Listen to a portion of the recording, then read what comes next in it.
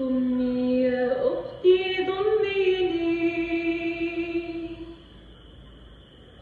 نامي يا أختي بأمان،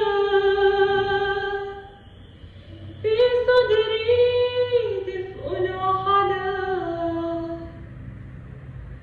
أوصتني أمي أن تبقي جوا عيني، لا تخشي يا أختي من شيء، لا تخشي.